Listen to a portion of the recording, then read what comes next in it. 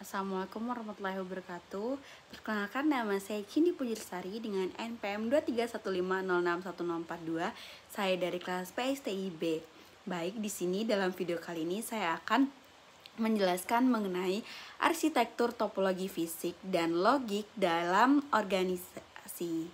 Nah, jadi terdapat definisi mengenai topologi jaringan. Nah, jadi pengertian topologi jaringan secara umum ini merupakan topologi fisik dan logik. Nah, jadi topologi jaringan ini adalah cara atau sebuah metode yang digunakan untuk menghubungkan berbagai perangkat komputer dalam suatu jaringan, baik menggunakan kabel maupun nirkabel. Nah, jadi terdapat perbedaan antara topologi fisik dan topologi logik. Nah, jadi topologi fisik ini lebih menggambarkan penempatan fisik dari komponen-komponen jaringan seperti lokasi, perangkat, dan instansi kabel. Jadi topologi fisik ini nih lebih menunjukkan bagaimana perangkat-perangkat tersebut terhubung secara nyata dalam jaringan. Sedangkan untuk topologi logik ini lebih menggambarkan bagaimana data mengalir dalam jaringan.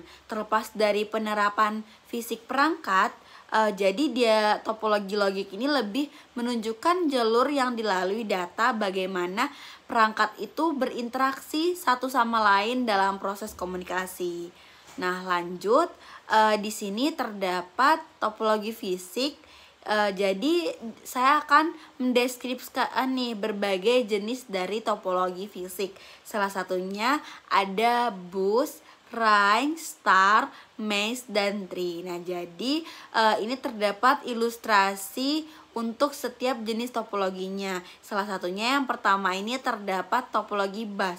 Nah, jadi topologi bus ini untuk perangkat, jadi dia ini bakal semua perangkat itu terhubung ke satu kabel utama yang disebut backbone. Nah, jadi data yang dikirim oleh suatu perangkat akan melewati kabel ini dan dapat diakses oleh semua perangkat lainnya dalam jaringan. Kemudian ini terdapat topologi ring. Nah, jadi dalam topologi ring ini setiap perangkat itu bakalan terhubung ke dua perangkat lainnya.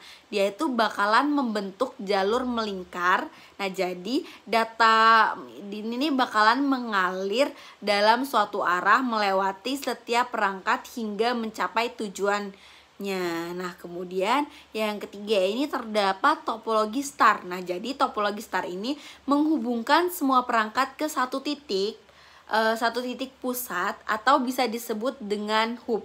Nah, jadi nanti setiap perangkat itu tuh bakalan memiliki koneksi langsung ke hubnya langsung. Nah, jadi dia ini nih bakalan berfungsi sebagai pengendali lalu lintas. Nah, jadi buat topologi star itu, jadi dia tuh bakal nyambung ke banyak perangkat, ke semua perangkat ya. Nanti perangkatnya itu bakalan ke satu titik pusat atau yang bisa disebut dengan hub. Nah, ini terdapat selanjutnya ada topologi mesh. Nah, dalam topologi mesh ini setiap perangkat itu terhubung secara langsung ke semua perangkat lainnya dalam jaringan. Jadi dia ini menciptakan banyak jalur untuk data itu menuju ke sebuah tujuan. Sedangkan yang terakhir terdapat topologi tree. Nah, jadi topologi tree ini adalah sebuah kombinasi dari topologi start dan bus. Jadi jaringan ini nih memiliki beberapa tingkatan perangkat yang terhubung dalam bentuk hierarki seperti pohon. Nah, buat slide keempat ini terdapat topologi logik. Nah, jadi topologi logik ini nih konsepnya itu tuh lebih ke data mengalir dalam bagaimana data mengalir dalam sebuah jaringan. Kita bisa contohkan ini terdapat protokol seperti Ethernet dan token ring. Jadi topologi logik ini lebih mengacu pada cara data mengalir di dalam jaringan komputer. Terlepas dari bagaimana perangkat-perangkat tersebut terhubung secara fisik, dia ini menggambarkan jalur yang dilalui oleh sinyal data. saat berkomunikasi antara perangkat dalam jaringan. Jadi pemahamannya tentang topologi logik ini penting untuk merancang jaringan yang efisien dan mengoptimalkan aliran informasi. Sedangkan untuk Ethernet, dia ini adalah teknologi jaringan yang paling umum yang digunakan dalam jaringan area area seperti area lokasi LAN. Nah, jadi dia ini menggunakan metode akses yang dikenal sebagai Carrier Sense Multi-Bit Access with Collection Detection atau CSMA, bisa juga disebut dengan CD. Nah, kemudian token ring adalah teknologi jaringan yang dikembangkan oleh IBM pada tahun 1980-an. Dalam jaringan token ring ini, perangkat-perangkat itu diatur dalam bentuk cincin logik. Nah, jadi dia itu dibentuk dalam cincin logik. Nah, lanjut, terdapat studi kasus buat pengimplementasian presentasi. Nah, jadi ini ada studi kasus implementasi. Nah, contoh nyata dari organisasi yang menerapkan topologi tertentu, serta kenapa nih saya memilih topologi dan manfaat yang bakal diperoleh. Nah, jadi ini bisa kita lihat topologi fisik. Gambar dari topologi fisik ini menunjukkan denah ruangan sekolah yang mencakup beberapa ruang kelas, laboratorium, ruang guru, ruang multimedia, musola, dan area lainnya. Jadi posisi perangkat jaringan seperti router dan switch itu bakalan ditandai pada beberapa lokasi strategis nih. Jadi bakalan ada beberapa access point untuk mendukung jaringan nirkabel di lingkungan sekolah tersebut. Nah, jadi nanti router utama terkoneksi dengan internet service provider ISP melalui jalur khusus. Nah, kemudian nanti laboratorium komputer, lab multimedia, dan lab TKJ ini bakalan memiliki switch jaringan yang mendistribusikan koneksi ke perangkat-perangkat di dalamnya.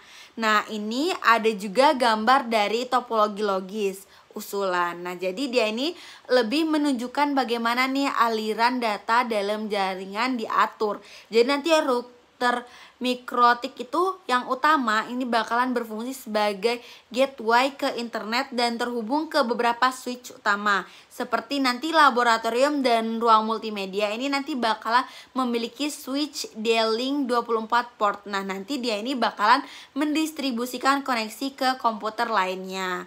Nah, ini terdapat menggunakan VLAN atau subnet. Nah, jadi nanti terlihat nih dari alamat IP yang digunakan untuk setiap lab-lab tertentu. Misalnya contoh nih, ada lab TKJ nanti IP-nya 19.2.168.5.0/27 ataupun lab multimedia nih 1 dan 2 apa nih IP-nya ada 19.2.168.25.0/26 dan mungkin lab yang multimedia satu lagi nanti terdapat perbedaan seperti 19.2.168.15/26. Nah, nanti kan dia itu kan bakalan pakai metode per connection QQ. Nah, jadi PCQ-nya itu bakalan digunain untuk membagi bandwidth secara adil kepada setiap klien. Nah, nanti access point yang digunakan pun untuk menyediakan koneksi wifi-nya itu bakalan bagi pengguna di area tertentu itu seperti ruang guru dan ruang kelas. Nah, mungkin itu secara garis besar dari penjelasan saya, bisa disimpulkan secara rincinya.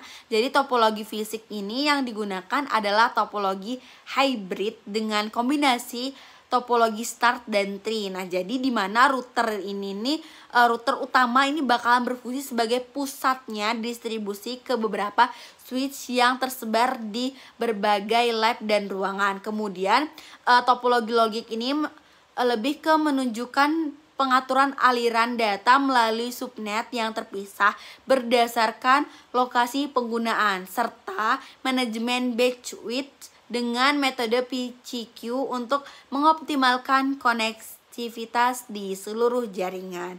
Mungkin terlalu panjang penjelasan dari saya. Mungkin cukup sekian. Bila ada kekurangan saya mohon maaf. Saya akhiri. Wassalamualaikum warahmatullahi wabarakatuh.